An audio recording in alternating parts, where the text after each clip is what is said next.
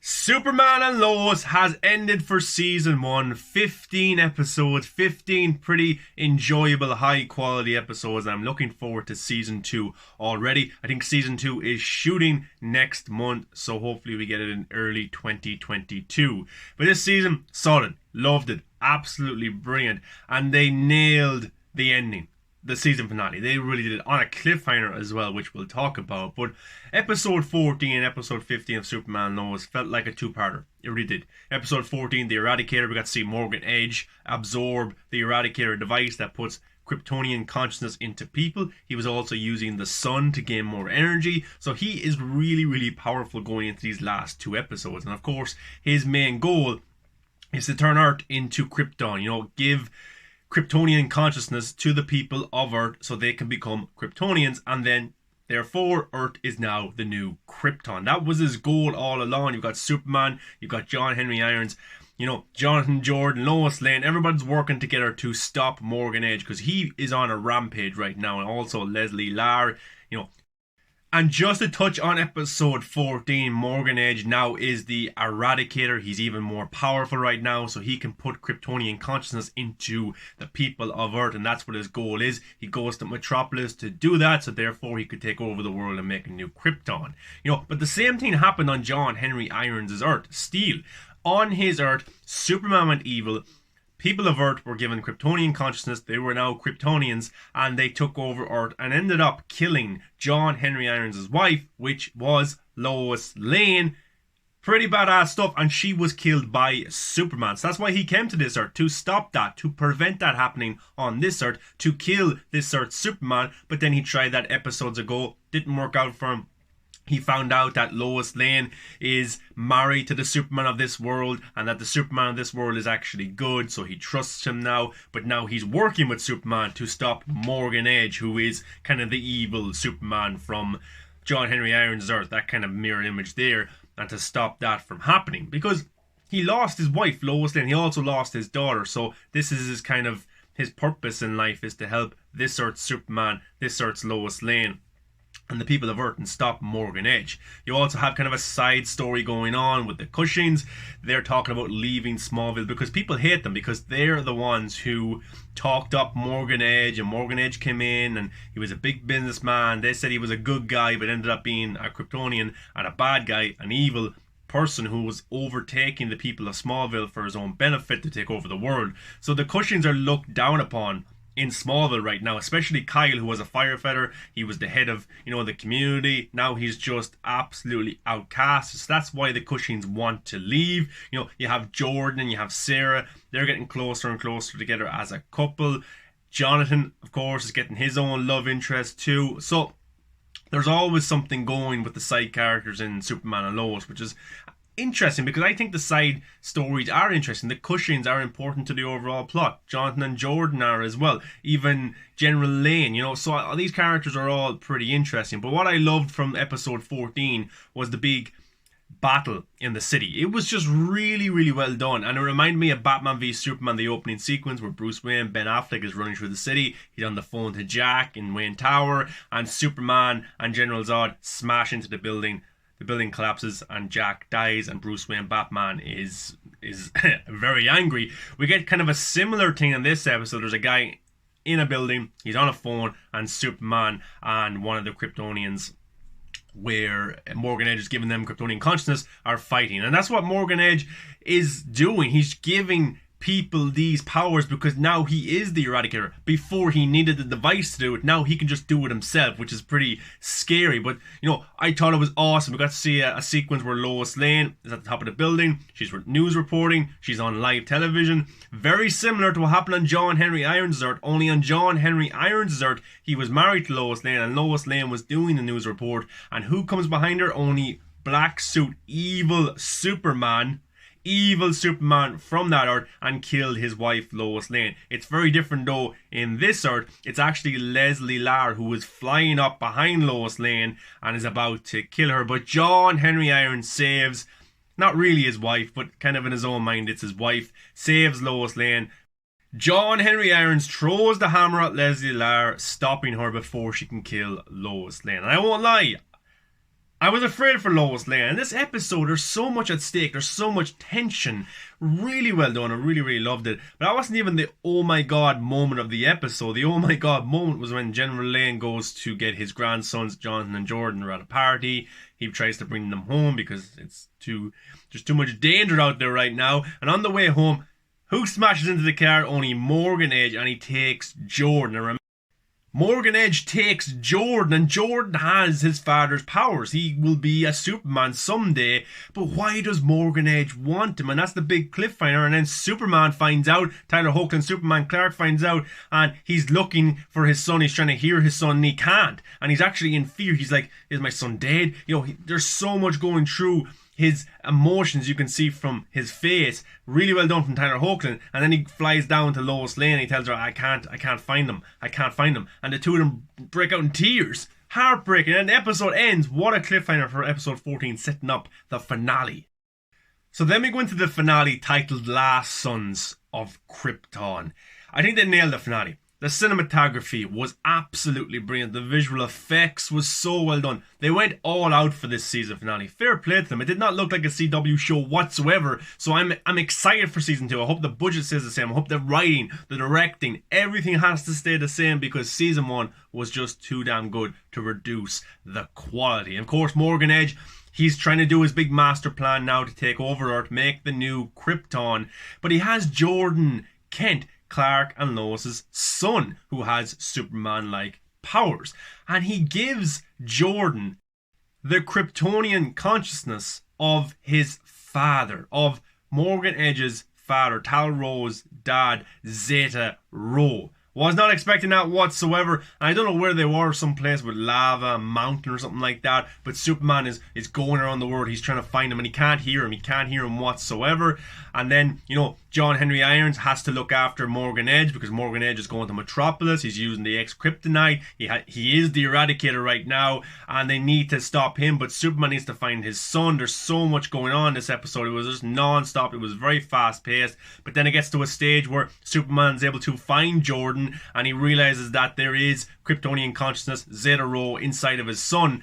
And the two of them kind of have a little bit of a small fight, but Superman's able to overcome him, bring him back to Smallville. And the big master plan for this episode is that Lois Lane is the only one who can kind of break into Jordan's mind and bring him back. Because if you remember a few episodes ago, Morgan Edge was doing a similar thing to Superman, and Lois Lane was able to bring Superman back from being evil. So she thinks that she can do the exact same now for her son, because Jordan's been a troubled teenager. He's been a troubled boy all of his life. Even in episode 1 of this season, we see him. He has no friends. He's not popular. He's going through a lot of stuff, and the only one that can really help him is his mom. Very much like all of us. We all need our mom to help us sometimes. But she thinks if she can use the device that Morgan Edge has, which he used on Superman a few episodes as well, to go into Superman's memories, if she can go into Jordan's mind, she can bring him back. But it's not as easy as it sounds, because inside Jordan's mind is Zeta Rho. So, I thought that was pretty cool. It showed us Lois Lane in Jordan's mind, but she's trying to look for him and she can't really find him, but she comes across Zeta Rho. And so you have them in the barn. You have Jordan kind of asleep. Lois is asleep because she's using the device to go into his mind. So then Jonathan has to kind of stay out and keep watching everything in the barn, which was pretty interesting because then Jordan wakes up and it's not just Jordan, it's actually Zeta Rho, evil kind of Kryptonian, wakes up and it looks like he's about to kill Jonathan, which is Jordan's brother, but Lois Lane is able to find him in his mind in time to stop it. So that was pretty cool. Lois Lane was a hero, and that's what I'm talking about. This show gives everybody purpose. The Cushings have purpose. General Lane has purpose. John Henry Irons has purpose. Every single character in this show has purpose to the overall plot. And speaking of the Cushings, they stayed around at the camp base, the military base, to help General Lane as well. So everybody has a part to play in this season finale, and I really, really enjoyed that. So the plan that Superman and John Henry Irons have is that if they can use the hammer at a certain speed from a certain distance on Morgan Edge, it can stop him. It can stop him from being the Eradicator and make him weak enough where Superman can, stop him. So Superman and John Henry Irons have a plan to use John's hammer from a certain distance at a certain speed by hitting Morgan Edge. hard enough where it stops him and is able to prevent his master plan from working. It will stop him from being the Eradicator, but they need to do it precisely right or it will not work. They only have one shot at this because Morgan Edge is so powerful right now. He gives a few military men Kryptonian consciousness as well, so now he has a mini army of Kryptonians to go into the city to kind of distract Superman as well. Superman has to take them on, fight them. John Henry Irons helps him as well. Really cool sequence in the sky. Then they go into space. Awesome stuff. And you have Morgan Edge. He's at the ex-Kryptonite, getting even more powerful. But Superman and John Henry Irons are distracted by these military Kryptonians, but they need to stop them. Pretty cool fight sequence throughout the sky. Superman has to take on a few as well. Defeats them. Pretty awesome stuff. But then the master plan has to work right now. John Henry Irons is throwing the hammer from space into Earth so he can hit Morgan Edge to stop him, to make him weaker, to stop him from becoming the Eradicator, where he puts Kryptonian consciousness into the people of Earth. But Superman needs to get there in enough time so he can hold Morgan Edge. So it needs to work perfectly, and it ends up working. It was a pretty cool shot. I love the hammer just going through the sky, coming down, all the visual effects around Morgan Edge while he's trying to, make Krypton again. Pretty cool stuff. They defeat Morgan Edge, but they don't kill Morgan Edge, which is interesting. He'll probably come back for season 2. And Leslie Lara is still alive as well. She's just in prison. So I kind of like that these characters will return in season 2. They don't have to be villains for season 2, but they could be a character that Superman goes and visits in prison or learns more about. Maybe he can redeem Morgan Edge, because there's an awesome piece of dialogue right here where Morgan Edge looks at Superman, looks at John Henry Irons and goes, I just wanted a family. And Superman replies, you had one. We were brothers. Like, that was just brilliant writing right there. Brilliant stuff. Absolute chills. And Morgan Edge just realizes, yeah, maybe I could have done this a different way. So that was awesome. And that wasn't even the ending to that episode. We had a very emotional funeral scene for Jor-El, Superman's father. Tyler Hoechlin did an amazing job there. We also had a barbecue going on with the whole community back together. The Cushings are now accepted back into the community for helping them with all that was going on with Morgan Edge and with the Kryptonians and standing by the community and helping the government. So they're back living in Smallville now, and they're going to be staying there for the future. We had a very emotional funeral scene near the end of the episode as well for Jor-El, Superman's father. I think Tyler Hoechlin did an amazing job right there. We also had a town kind of community barbecue as well, where the Cushings are now accepted again. They're friends with everybody. And what I liked as well, at the start of the season, I think there was a barbecue as well, and Kyle Cushing and Lois Lane didn't see eye to eye over Morgan Edge, because he wanted Morgan Edge. Lois Lane thought there was something shady about him. She was right, But in this episode at the barbecue, the two of them are friends, they're laughing, they're more accepted towards each other. So that was cool. That's good character development and story development right there. Also a scene that I really liked. When the dust settles, you have Superman being interviewed by the Smallville newspaper or website, and he gives a very Superman-type speech about what it means to be Superman and, coming together and stuff like that. I thought that was awesome. Tyler Hoechlin just nailed it. He just nailed it. That scene, I loved it so much. And I just think that Tyler Hoechlin has proven so many people wrong. They said he was a shit Superman, a bad Superman, stuff like that, because he was in Supergirl and maybe the writing wasn't the best, or the suit or the visual effects just was not the best. But this season, this show, he has nailed it. As I said, Henry Cavill is probably my number one. Hard to beat that ever. But Tyler Hoechlin, guys, is just right up there. But that's not even the ending yet. The ending of this episode was insane. You have John Henry Irons. He says to Lois Lane, look, I would love to stay around here, but I can't, because every time I look at you, I see my wife. Even though I know it's not really you, I see my wife. And Lois Lane understands that, and John Henry Irons is probably going to reconnect with his sister from this Earth. It's also his sister from the other Earth, but she doesn't know he exists or anything like that. So he's going to see her, make a life for himself here on this Earth. But then something happens. Something comes from the sky, and this spaceship comes into the sky, it crashes into the Kent farm, and who is it? Only Natalie Irons, John Henry Irons' daughter, who he thought was dead because Superman went evil on his Earth. He left that Earth to come to this Earth to stop Superman. The world was destroyed. She obviously survived, and she found a way to come to this Earth. But also, the what the F moment was when Lois Lane sees Natalie, because on this earth Lois Lane had a child, a girl, and the birth didn't go the way it was supposed to, so she lost the baby girl. And that's been a lot of trauma for her, and we got to see that a few episodes as well. That still comes back to haunt her. Obviously it would, but she looks at this girl and Natalie goes, "Mom." Because that's her mom, because that's what her mom looked like on her earth. And don't forget, on her earth, Superman killed her mom. Tyler Hoechlin looks exactly like that Superman. So that's unbelievable. Such a cliffhanger for season 1. I was not expecting such a big cliffhanger. I was expecting maybe setups for season 2 or something like that. But no, that was an outright cliffhanger, and I was shocked. And it's going to be interesting to see how that goes next season. What will Natalie Irons do? What will she say to Lois Lane? That's not really her mother, but it looks like her mother. Will she know that guy is Superman and he was evil on her? Like, how will she react to that? So many questions. Will Jonathan get some Superman powers like his brother and like his dad? That will be interesting.